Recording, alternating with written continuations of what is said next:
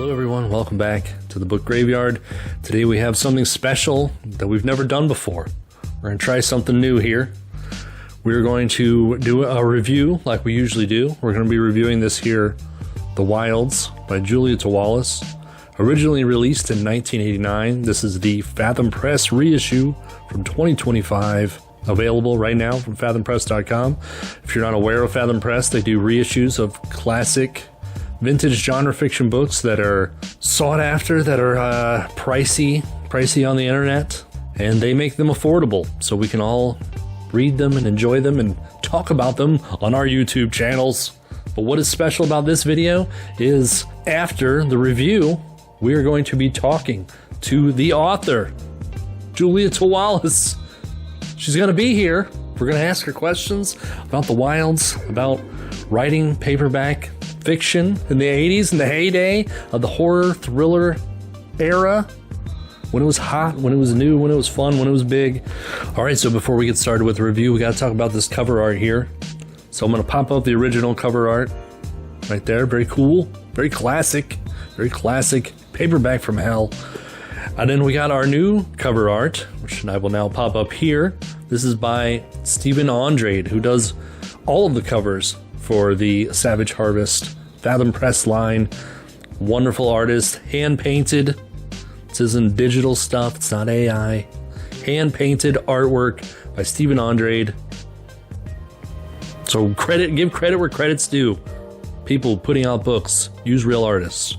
But right now, here is my review of The Wilds.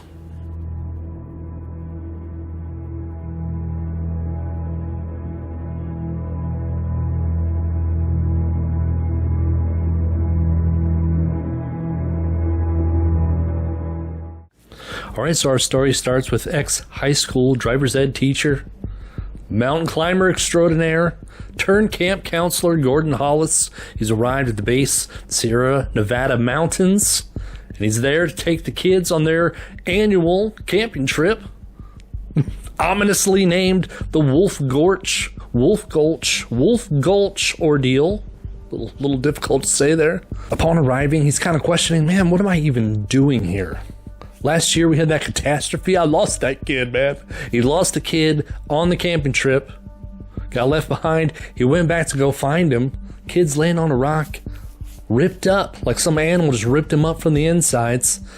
And he sees the kid and he's like, what wild animal would kill something and then leave their food? They wouldn't leave all this fine meat laying around.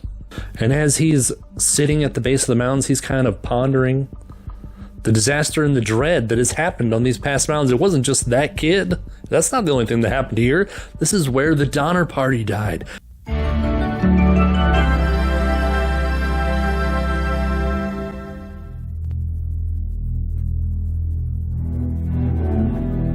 In 1846, a wagon party led by George Donner began a perilous journey across the continent. A new and untested route resulted in many unexpected hardships and delays. The wagons were late reaching the Sierra Nevada, the last barrier on the route to California.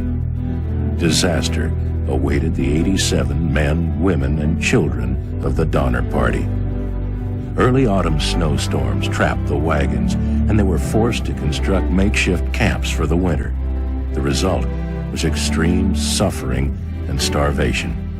By the following April, when the last of several rescue efforts ended, nearly half of the wagon party members had perished. The ordeal drew national attention, sparked by rumors of cannibalism. Still, the tragedy remains a mystery. And here we have the first taste of the antagonist, the biggest killer of all, Mother Nature, is out to get you. Gordon alludes to the mountains being cursed, the ghost stories that are associated with the mountain. Is it supernatural or is it nature being nature? He has a really bad feeling about this hike. He almost is like, man, what am I doing here? I need to go home. But he knows that if he doesn't conquer this fear right now, it will forever haunt him for the rest of his life. And then we get to meet the kids. We got Dell. He's 6'4", 15 years old, most popular kid in school. He's great at everything. He's smart, he's athletic, he's good looking, and he's set. He's all set for a life of success. Basically my backstory. He's genuine and he cares about his fellow smaller campers. He wants to protect them, but he's also, like, hey, I'm in charge here. Then we got Kyle. Kyle is, I guess, what you would consider Dell's main competitor to be in charge. They're friends. They're friendly right from the very beginning. He's a little hesitant, but Dell welcomes him in with manly bonding. The relationship is complex, though. It gets a little complex because Kyle has an overbearing father, and there are certain aspects of Dell that remind him of his father. Or maybe that Dell is just the son that his father always wanted, so he's kind of got this animosity towards him. Kyle is resourceful. He's able to take care of business when it matters, which is very important when we're stuck up in the woods trying to survive. And he also has a very dark backstory that adds to the suspense when the shit hits the fan. Speaking of questionable backstories, our ex-driver's ed teacher Gordon once lost his temper and beat the shit out of a smart-ass kid who probably had it coming to him, but he lost his job for it. So how's he going to react when the trouble comes? All right, well, it's hike day. It's time to go. Get the kids together.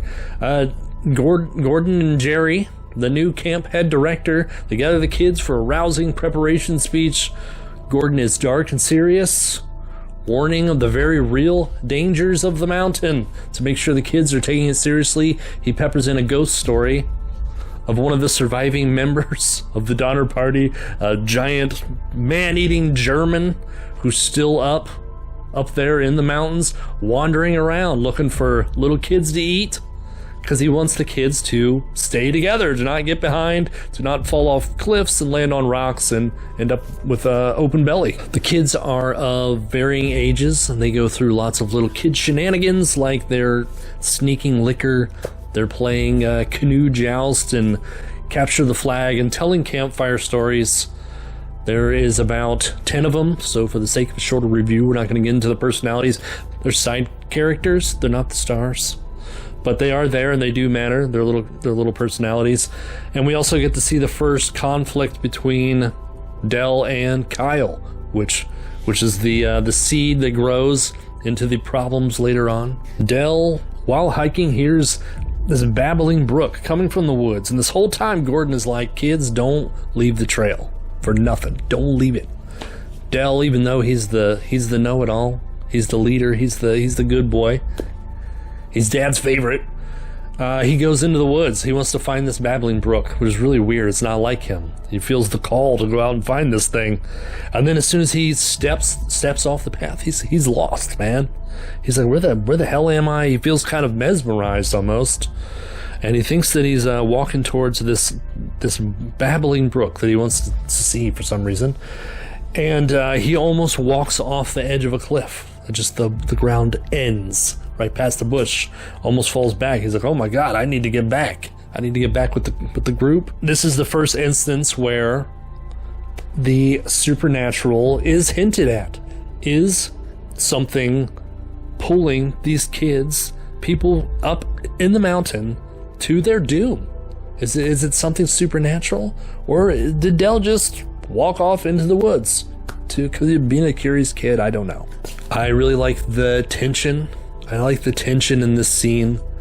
The feeling of being disoriented in the forest, in the deep forest, and just the paranoia of like, what is unseen, what is around you. All of a sudden the world seems so much bigger when you're in a place like that. It's terrifying. The next day, Gordon forgets his canteen. Kyle offers to go get it, hike back down the mountain. Gordon should know better, but he lets Kyle go, but he says, hey Dell, why don't you go with him? Kyle doesn't want Dell to go with him. He's still mad at him. There was a capture the flag incident that upset him a lot. So on the way down there, Kyle pisses Dell off. Dell walks back up the mountain. Kyle's all alone. He finds his canteen laying next to a little pond. He jumps in the pond to go swimming, and then he sees like a dead, bloated face in the water, and the bloated face reaches out for him, and he freaks out. And he jumps up, gets his clothes back on, heads up the mountain. On the way back up the mountain, there's all these trail markers, and for some reason the trail marker's gone. And now he's confused. There's the path splits. He's like, I think it's this way. He goes up that way. It's wrong. He turns around, come back. There's an incident. And Gordon and Jerry are down at the bottom. Are they alive? Are they dead? We don't know. So what do the kids? So now the kids have to be like, well, shit. What do we do? The adults are dead. Del takes control. Says, no, you know what, guys? We don't want to go back. That's further than just to continue on. So we'll continue on to the rendezvous station where the bus is picking us up. No problem. I'll get us there. So there we have it. There we have the wilds. There's the bulk of the wilds. The plot. The kids lost up in these mountains where the Donner Party died. And the Donner Party seeds fertily planted from the beginning. Will these kids resort to eating each other? Is that where we're going? The thing that bothered me was the children not having enough to eat. They had to put up with a lot. You know, shortage of food. It's too bad they had to start eating each other. They had to stoop to eating cannibalism. Cannibalism. Cannibalism. Cannibalism. Cannibalism. It's all kinds of tales that they became cannibalism. Who's going to lead them? Is Del going to lead them? Is Kyle going to lead them? Is there supernatural forces at work? Is there an angry giant German cannibal out there to gobble them up? Is it madness? Is this mountain cursed? Is it indeed cursed?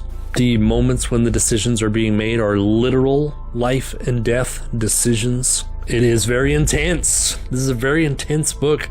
I love how down and dirty these characters get, how much they're stretched to basic survival instincts. What is the true nature of human beings?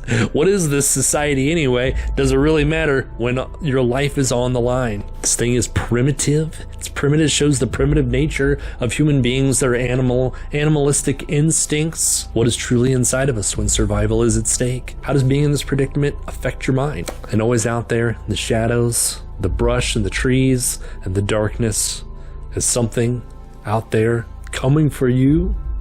Or is it all up in here? As far as the prose goes, I found it to be easily digestible. It's clear and concise. As the book goes on, the chapters get shorter, and I don't know if this was on purpose or a happy accident, but it really makes you feel like their time is running out, your time is running out. So there we go, another home run hit. Fathom Press, bringing us the goods, bringing us the out of print, hard to find books, and making them affordable so everyone can enjoy them and read them. And The Wilds is another great release from them. It's a thrilling, intense story. It's very it makes you feel anxious. The anxious is contagious from the pages. All right, so we're gonna get more into it. We got our interview here with Julia. Stay tuned. Here we go. All right, welcome, Julia.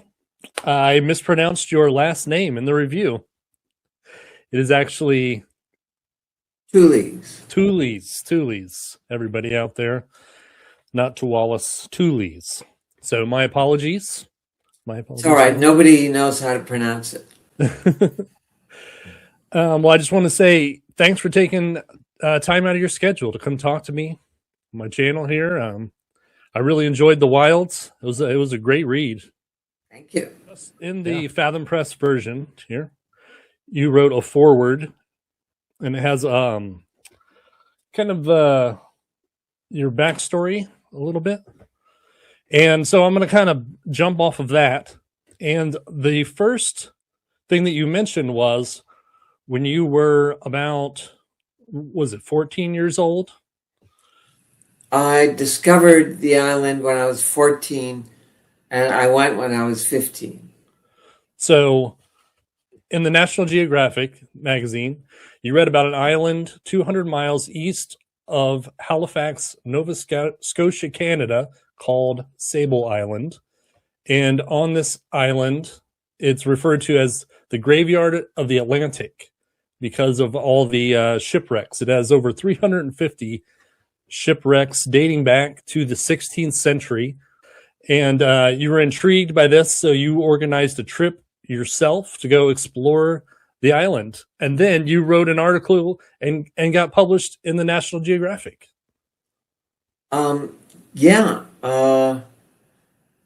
It was kind of full circle. Yeah, I was intrigued by this island because there were 3,000 gray seals, approximately, a couple of hundred wild horses, descendants from these shipwrecks. Nobody knows how they came there. And 13 individuals who lived there. Oh, really? 13 people lived on the island? Yeah, they were part of the Department of Transport of Canada, which is basically their Coast Guard. Oh, okay. And you couldn't take a ship to this island, right? You had to fly there? Yeah, it's the currents. It's the confluence of the Labrador Current and the Gulf Stream. If any of you read or saw A Perfect Storm, that took place near Sable. Yeah, there are terrible currents there. You can't go swimming, out of the question, because the riptides are so strong. And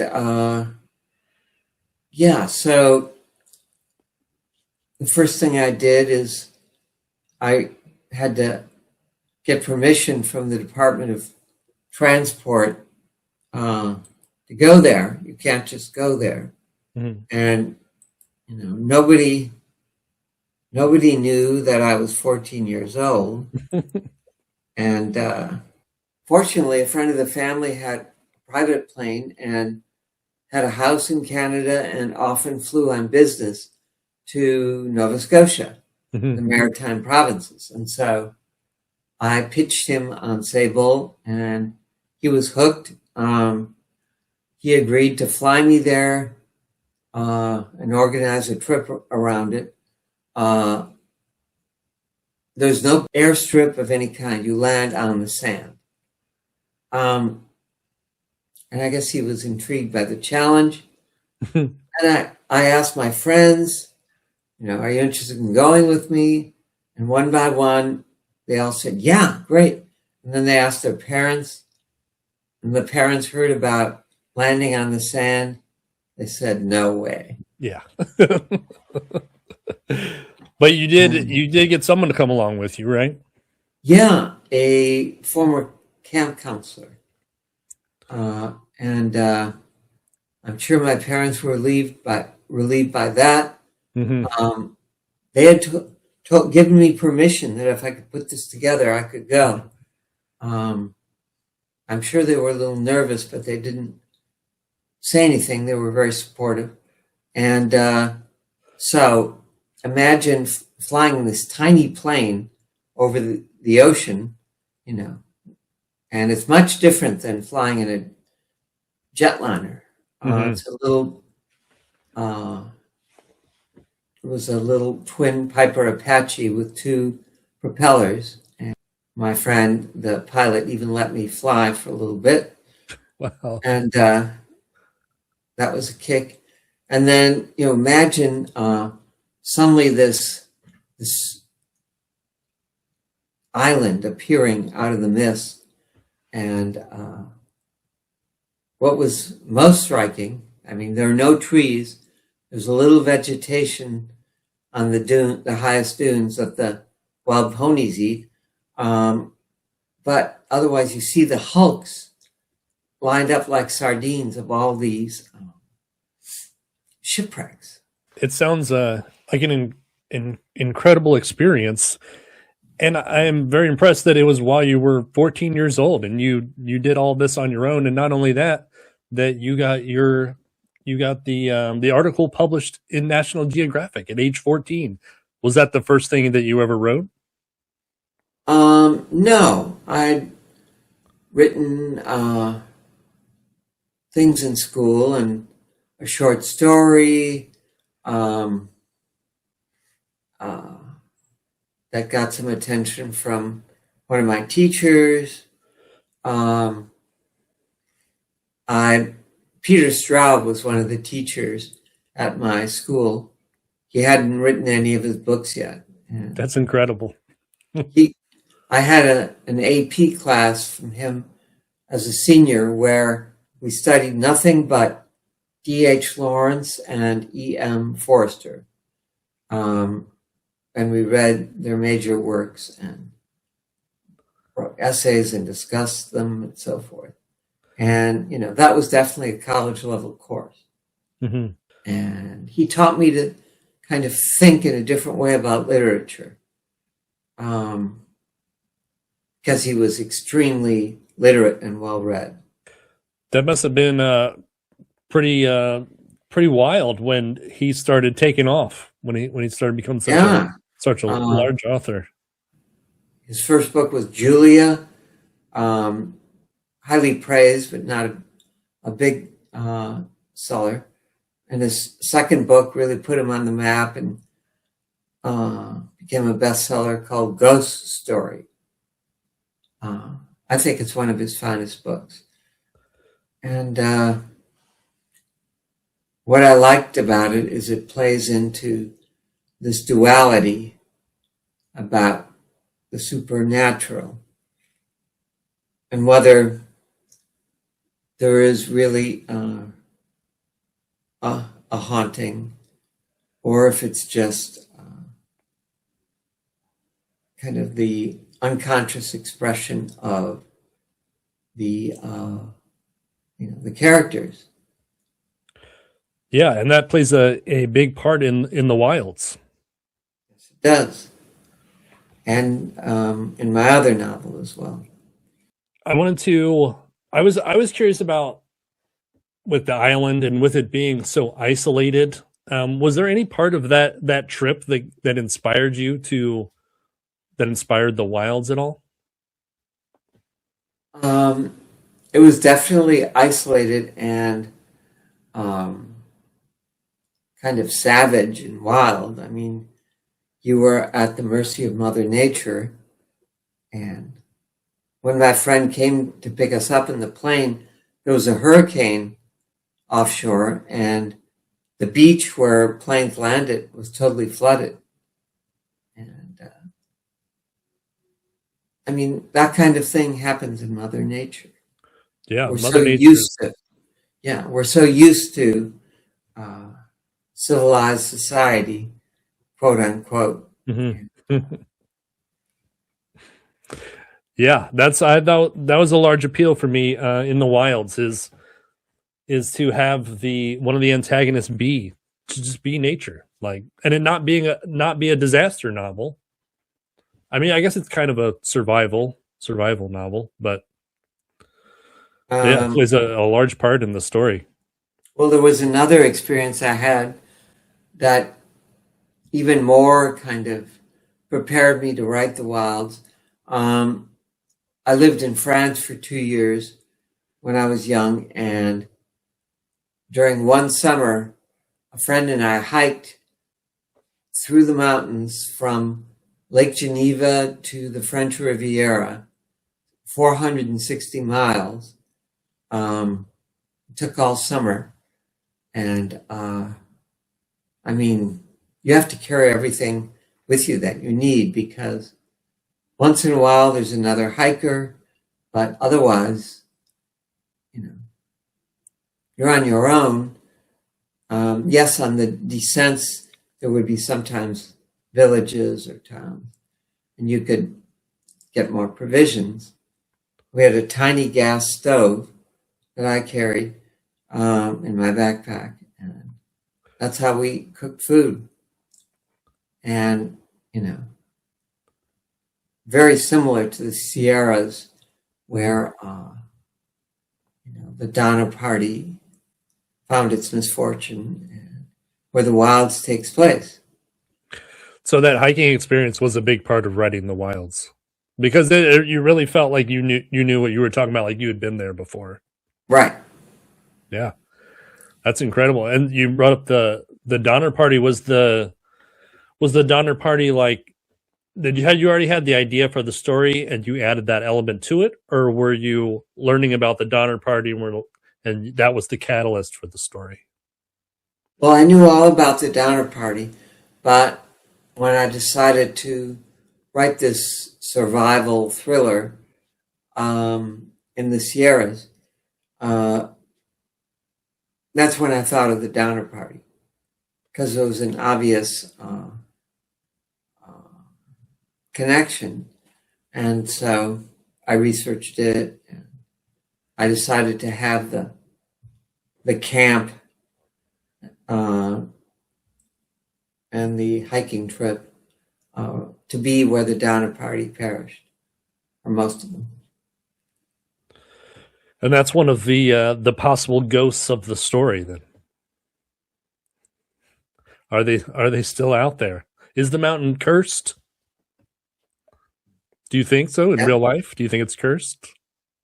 Well, I'm going to go along with what Henry James wrote. When he wrote The Turn of the Screw, one of probably his most famous book. It's actually a novella. You can't tell. You could interpret it either way. And is there really a haunting, or is it just a projection of the dark side of the one particular character, the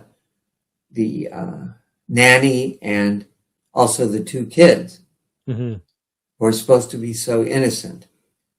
Well, they aren't so innocent. And what James wrote is that he wanted to make the reader kind of uncomfortable, and he's asking us to sit with that discomfort and make our own decision about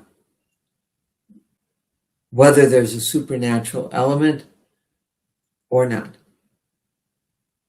And that was the Turn of the Screw was a big inspiration for you for the Wilds, correct? Yeah. When I started, The Wilds is my second novel. The first novel was about a haunting. And when I got interested in the horror genre by reading Peter Straub and Stephen King and seeing certain movies like Rosemary's Baby and so forth. The first novel I wrote, actually I started to write one in college and abandoned it. And then the next novel I wrote almost got published, but by a large publisher. But they just kept asking me to do rewrite after rewrite. And finally I got burnt out, and I just knew it was never going to happen. So I thought about genres, and I decided I'm the psychological horror genre. And so, I read widely. I read things that Straub and King, recommended as classics. And of course, Turn of the Screw is one of the major ones. James invented that idea of this duality. And so I kind of fell in love with the genre. I read a lot of horror and borderline horror. Like the thrillers. Ghost stories and so forth. Yeah, that's great stuff. We love talking about that stuff, horror and thriller. I mean, really, the lines kind of blur at a certain point, and I think that a lot of in my head, horror is like the supernatural, and the thriller is more like the real world horror. And what I liked about the Wilds was it was the combination. It was the meeting of the two in the middle. Yes. Yeah, that's what I wanted to create. And I mean, Straub and Ghost Story, I mean, you do eventually realize there is, you know, a supernatural element. But yeah, he was the one who told me to look up the expression Jamesian duality. So I did.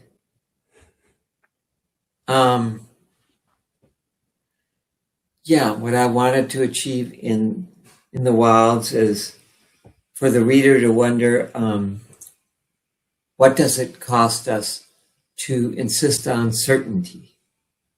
So it kind of throws it back at the reader. How comfortable or uncomfortable are you with this duality? I read some reviews online about the first edition of this book from Zebra Books that said, you know, what's going on?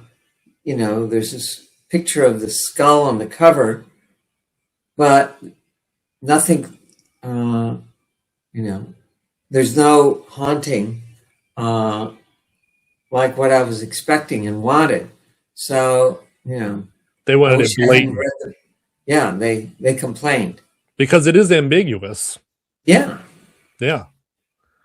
So, yeah, the reader has to be ready to deal with that uncertainty. Mm-hmm. No, I enjoyed that aspect of it. So don't listen to those people. They don't know what they're talking about.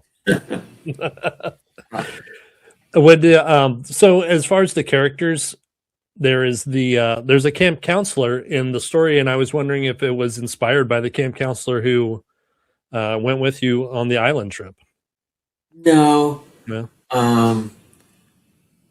The counselor who went with me on this trip was a really nice guy. And if he had psychological problems, I never saw him.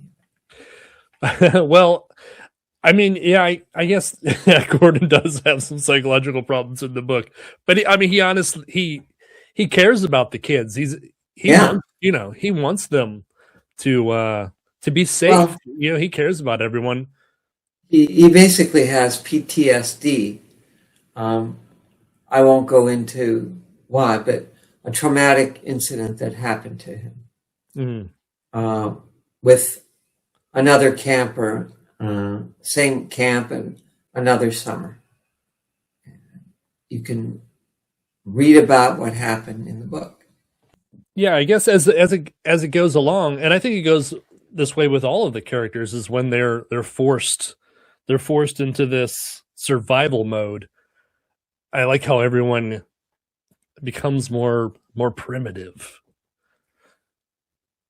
And I think that at the beginning, seeing their personalities, like, yeah, Gordon has something in the backstory, and the other characters do too. But I think that they honestly care. They have good intentions at the beginning. Yeah, and then it's like the breaking point of when those good intentions get overcome by survival.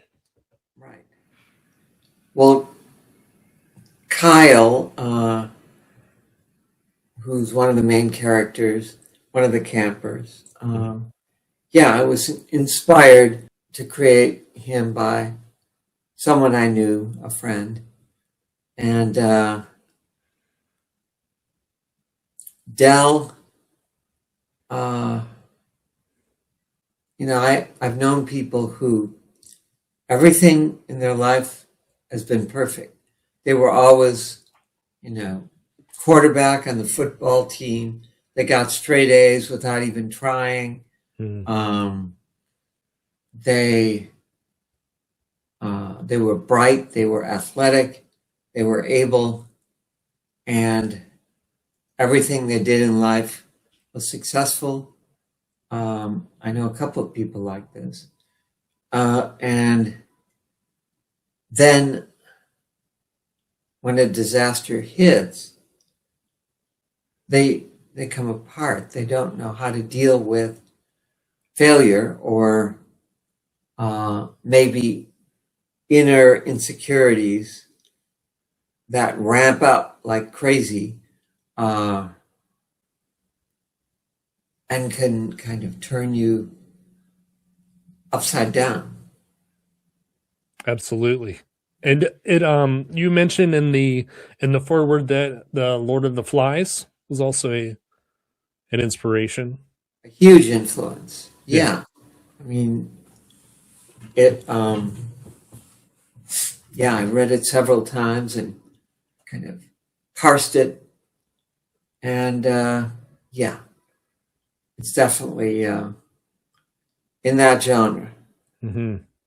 And in Lord of the Flies, now that I think of it, there's also a possible supernatural thing going on. And, you know, you aren't sure as you read it, but you kind of doubt that it's really supernatural, but you're not sure. So, as I noticed that towards the end, the chapters start getting shorter and shorter. Was that a conscious decision to make it feel like it's going faster and faster, like their time? Yeah. I wanted to make it kind of cinematic. Yeah, you really feel it when you're reading it. It really makes you like kind of anxious when you get to the end, because I mean it could go any way towards the end. And you know, I wanted the book to be a page turner. Yeah, it absolutely was. It sucks you right in right at the beginning. Is this? No, it was your first book that was optioned for a movie, right? Yes, twice, but it never went through. No, it was an established TV director who wanted to use this project to push his way into directing features, Mm-hmm. and he optioned it twice. He even wrote a spec script based on the book, but he wasn't able to make it green lighted, as they say in Hollywood. You worked in Hollywood for a little while, didn't you? Yeah, on and off. That was my daughter. She has the light mask on. Right. My wife wears that. It's very anti-aging. She said, I know. My wife tells me all about it. Anyway, I was kind of an entrepreneur. I started a script typing service for Hollywood. We also type novels, and I put together a pool of typists. When I got a project, they would come and pick it up, type it, bring it back. And I did that because I didn't want to have a regular job, and I wanted to be able to have time to write. Mm-hmm. And I did write a screenplay, and on the basis of it, a director I knew paid me to write a screenplay on an idea he had. Nothing ever happened with that. Earlier, when I lived in New York, right after college, I was involved in film finance. I would put indie producers together with financing sources, and both for films in the can to be distributed, and also right when I moved out to LA, 1977, I also worked with an indie producer here and got a group to finance 3 of his films. So I got a couple of screen credits and, of course, a commission. And I really wanted to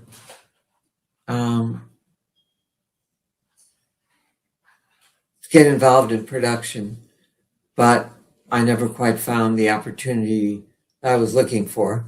I got offered jobs in Hollywood to be an agent, to spend my life overseas in international distribution. Fox offered me that job, and none of them were exactly what I wanted. So I had the typing service give me time to write, and I wrote the novel that never got published, and then I did not let it get me down, and then I started The Stalker, which is the first novel published. And that was published by Zebra Books in 1984. Correct. And that one sold really, really well. Around 70,000 copies, I believe.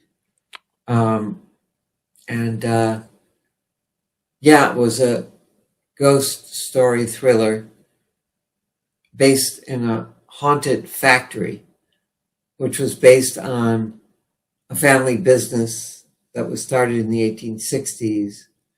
And during World War I, they were able to finance construction of this concrete tower in Milwaukee. At the time, it was the tallest building in Milwaukee, 13 stories, for processing seed. This was a seed business. I thought that was the perfect place for a haunting because it was dark and damp and very creepy. Has anyone republished it? Is it available still today? Yes, it was republished by Fathom Press. They have an imprint called Macabre Ink, INK. And it's available from Amazon. It's available on Audible as an audiobook. When you were starting out, did you have short stories published anywhere, like in any anthologies or literary magazines or anything? In high school, some of my stories were published by the school journal. They had a literary journal.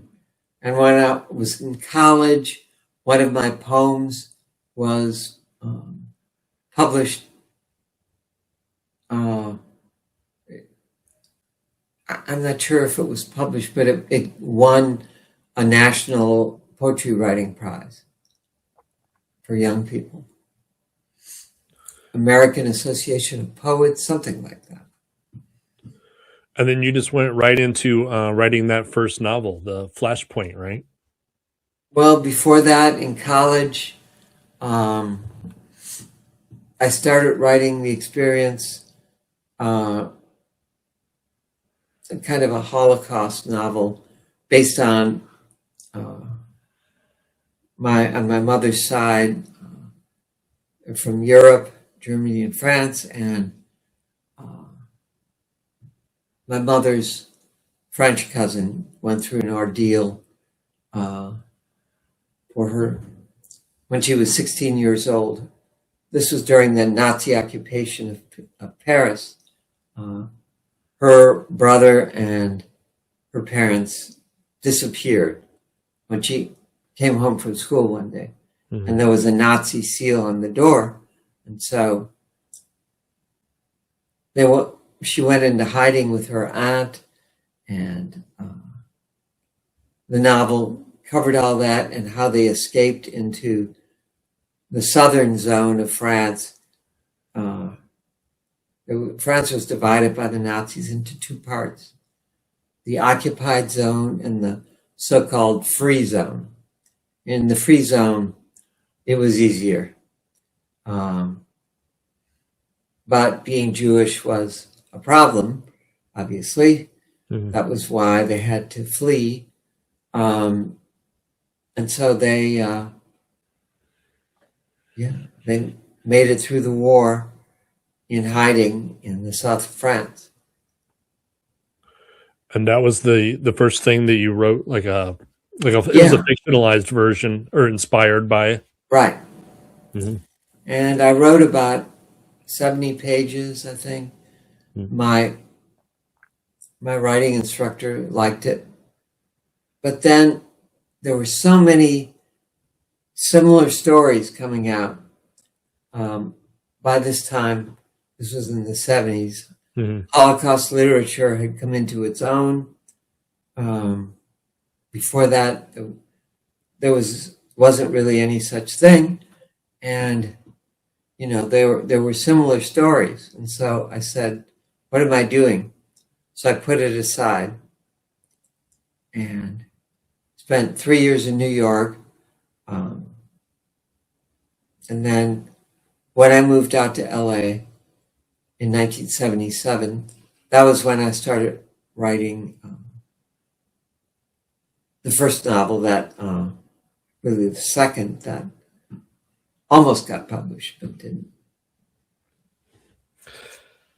That's it's so interesting to hear about how it used to be in the book publishing world, because I feel like it's very different now.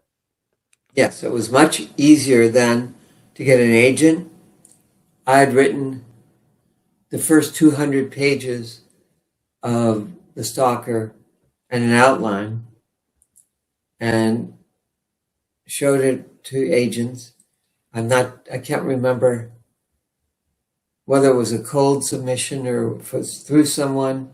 It's always better to go through someone, get a referral. But yes, this agent loved what I'd written, and she got a bunch of rejections, but she kept going. And then Zebra Books, my editor there really liked the novel. And I, now for an unknown writer, unless you're a celebrity in some, or a super powerful person in some area, it's impossible to get a novel published just based on the first 200 pages. You have to write the whole thing.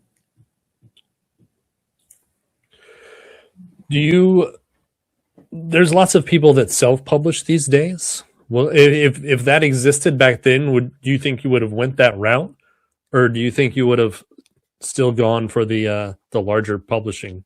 No, I guess it was an ego thing, and I was hoping to get a wide readership, and that's why I went through publishers.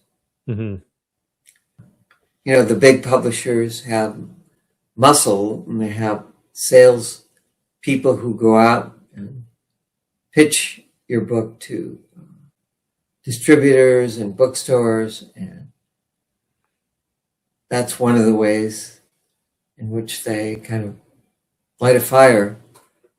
These days, with the internet and streaming, they prefer, if you're new, to have a following on social media, and be prepared to help promote the book via social media. So when you were published by Zebra, or was it Dell that did the ones? Yeah. Did you have to do that kind of stuff? Did you have to go out there and sell it, or No. They handled it? They had a publicity department. I think I gave them some leads, but no, they did everything. Did you have any say in what the covers were, the cover art? Yes, I could have rejected the covers. Zebra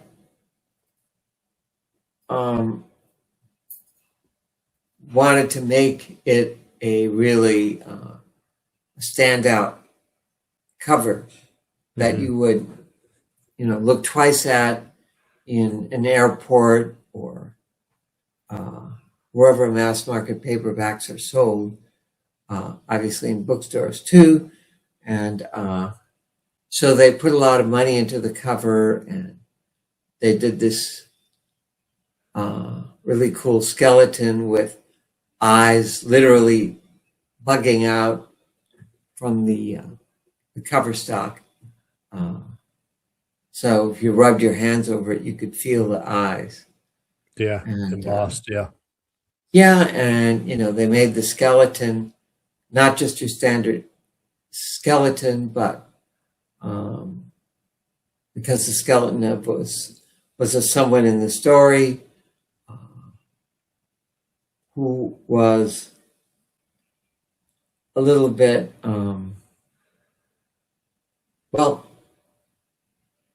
he had gender identity problems, as you would say today.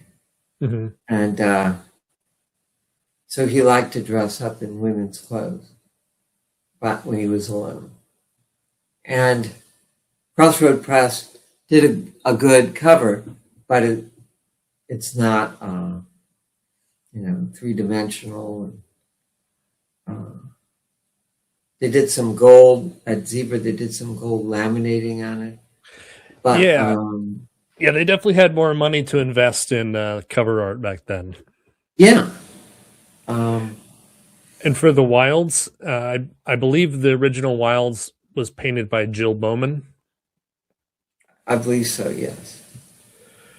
And so you got to pick that one? Yeah. And also my publisher, he got in touch directly with her and, revamped the cover a little bit, but not much. And, there we go. That's cool. It's great artwork. She shows up in the Facebook horror paperback group. Jill Bowman does sometimes in comments. She'll be like, "I painted that." If what people post books, she'll be like, "I painted that. I painted that." And the Wilds,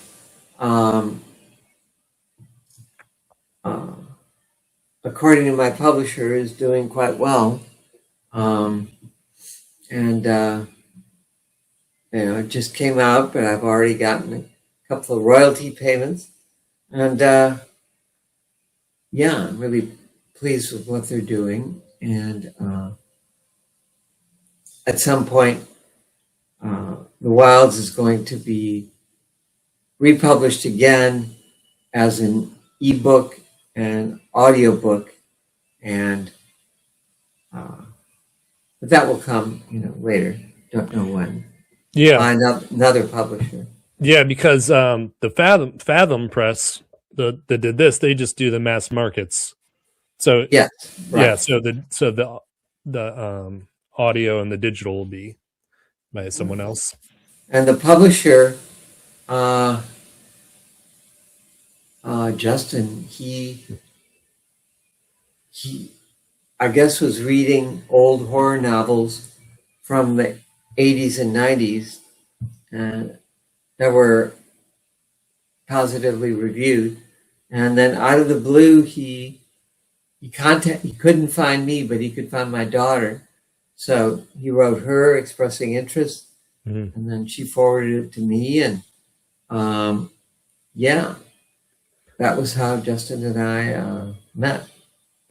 Yeah, he's a sleuth when it comes to finding who has the rights and everything. I had a conversation with him on the channel about hunting the authors down and all that. It was pretty interesting.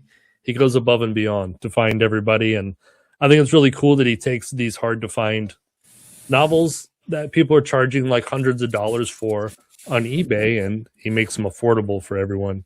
So everyone Right. can read The Wilds again, and not only that, but like you said, you get royalty checks.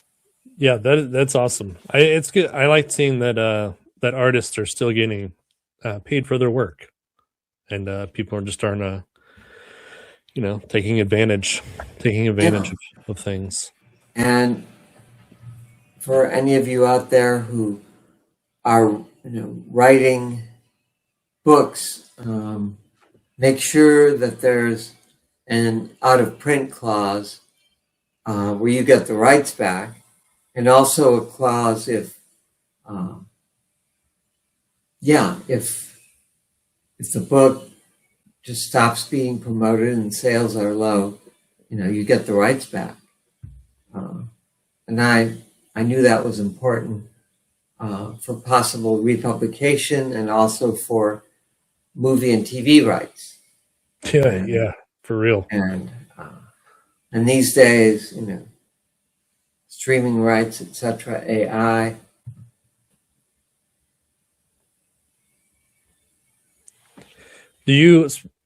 Speaking along those lines, do you have any other advice for people who are trying to not just publish themselves, which is totally cool, but are trying to get published by some of the bigger publishing houses? Yes. The best approach to writing novels is to insert yourself into the spine of the book in such a way that, as I think Peter Straub once said, writing what you don't know about what you know. And sure, you might be writing a novel about things that have nothing to do with you. But even if it's unconscious, you can't help but be writing about yourself and inserting yourself into the weave of the novel. And speaking of Stephen King, he wrote a wonderful memoir, which is kind of used by thousands of beginning writers as a kind of a must-read about writing, and he's certainly an expert. And it's called On Writing by Stephen King. Mm-hmm. I'd recommend that. And I had already been writing when I read it, but I learned a number of things, including don't use too many adjectives. Don't use too many adjectives? So if you say, "Hello, Tom," he said sleepily, it's better. It's kind of cheating to use too many of those. It's better to show it either in dialogue or action. Some writers who are very successful use, to my mind, after reading several times this book, watch it on the adjectives. What about getting an agent? That's something that they should have in the back of their mind? Yes. For publishing? For getting your book published, by an independent publisher or one of the big four publishers, you definitely need an agent. And not someone who asks for a reading fee up front, because legitimate agents don't do that. There are some very legitimate kind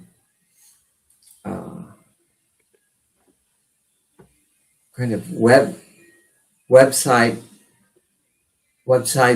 where you pay to join, which have all sorts of ways of finding agents and narrowing it down to your genre and what books the agents have sold recently. You basically develop a pitch letter, no pages, just your pitch letter, and it has to be absolutely the bomb to get people interested, agents interested, because they get hundreds of these a week. And so first, if you know anybody, you can, who knows an agent, or it can be referred. And even then, I wrote a memoir that I worked with, a professional editor on it, made changes. When she said, it's great, it's ready to go out, I said, okay, fantastic. And I had several referrals, including my former editor at Zebra, who helped me a lot and gave me some names of agents. And even then, it's very hard to get attention from agents. And I sent over 200 pitch letters, and there were 5 agents interested in reading it. 4 passed. One said, I really like it, but it's not close enough to be ready for publication for me to sign you. But she referred me to another editor, someone who had worked in the big 4 companies and knew the game by heart. And she helped me realize what was wrong with the memoir. So it needs a lot of rewriting. That's a project on the back burner. But yeah, I mean, even though I'd had 2 novels published and I was being referred to agents by, people at the top of the ladder in New York publishing, it's still hard. Still hard, yeah. And so, my original agent had to retire due to an illness. And so, I don't have an agent right now. And it's much, much harder to find one than it used to be. Well, I'm sure the market is extremely smaller. And, I mean, there's been a lot of mergers and acquisitions of publishing companies. That's why there are only 4 major companies left. Companies like Penguin Random House, Hachette, can't remember the others right now, but I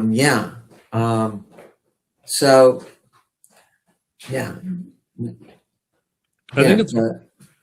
I'm sorry. Go ahead. The agents, obviously want to see at least sample pages if your pitch letter piques their interest, and so you have to have written the whole novel, and it has to be really badass to get attention. The memoir market is very vibrant, but extremely competitive. I think it's really cool that there seems to be a renaissance of independent publishers happening now. Yes. And it's almost like because of those obstacles that you mentioned, to where people are like, well, we still want these new books. We still want them to be, genre fiction. We want it to be fun and accessible. And so there's like, we're just going to do it ourselves. You're not depending on these giant companies. And I think that if people keep doing it, that they will see success, that they will, the businesses will start to get into a place where they can, they can get their books in big stores, in the Barnes and Nobles, if everyone just keeps at it. And I think it's the same way with writing. If you just, like you said, there's lots of people telling you no, but you just keep going. You just don't let it deter you. Right. And also with what you've written, be careful about who you show it to. Not that it's going to get stolen, but, I showed the memoir to a number of people who were, readers and loved to read memoir, and they all loved it. And what I'm saying is, you can get false positive readings from your friends that give you a distorted idea that your book is really ready. I, my own self, think it's vitally important to either in the early stages or especially at the end, to get your book professionally edited by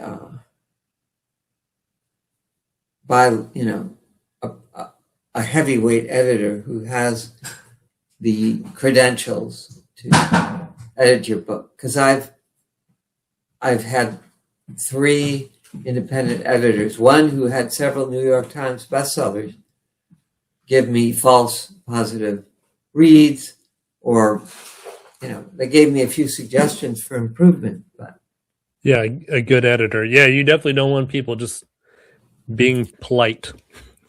Right. You need someone to tell you what's how it's really going, and someone to be brutally honest. If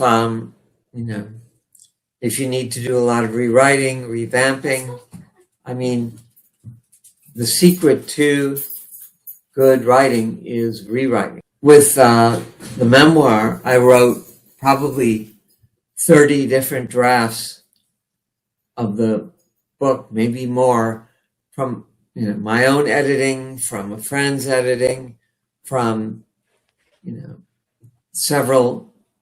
I think I showed it to 2 other editors, and incorporated their changes before I found this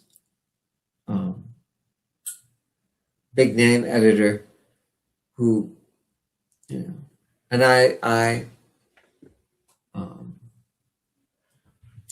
mean, she thought it was ready, and it turned out not to be. But professional editing, and I don't just mean correcting grammar. Someone who can go deep. There's a word for it.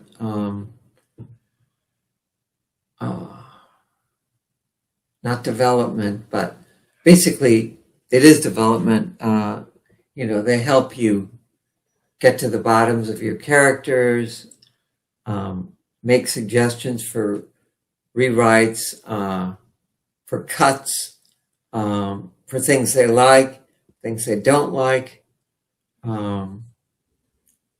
and finding one who is, early on as you're writing, I think it's the best idea, because that way, you don't need typing practice. You're on the right track. Typing practice. So I would recommend, after maybe 3 or 4 chapters, finding someone. And the good people, are expensive. Mm-hmm. But I think it's worth it. I would never write it. I have another novel in mind. But I would definitely start working with my particular editor, right from the start, after I develop the idea and have a few pages. Yeah, that's sounds like good advice. I don't know. I'm always curious about the inner workings of how things get published, and how do, I guess, take it to the next level to be more professional.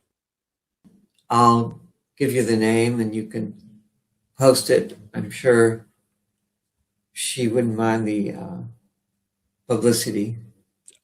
We can put it right down there in the description on the video. Oh, okay. Yeah. Well, her name is Leslie Wells. Mm-hmm. And she is based on Long Island. Yeah, that's awesome. And, I've recommended her to other writers, and they've been really pleased as well. Yeah, we'll put it down there in the video's description. That's great. All right, so is there anything else that you wanted to talk about before we wrap it up? Anything else you'd like to promote or anything? Well, I think it's another thing I meant to say. Two things. One, the best way to learn to write. I mean, taking a creative writing workshop is fine, but basically, you learn to write by writing and rewriting, getting feedback, and rewriting however many drafts it takes. Mm-hmm. It's easy to do. And the other way you learn to write is by reading. If you're writing fiction, reading books in the genre you're writing about, if it's horror, you almost unconsciously learn and absorb by reading, and therefore become a better writer. The more you read, the better the writer you become. That's it. That's it. That's good. That's good advice. All right. Well, thank you so much for coming and having this chat. Thank you for inviting me. It's been a lot of fun. We've learned a lot, and I really enjoyed the Wilds. Everyone go out and go to fathompress.com. You can get the Wilds, and we'll put a link for the Stalker down there too. The people who redid the Stalker. So thanks everyone. Thanks everyone for watching, and we will see you later.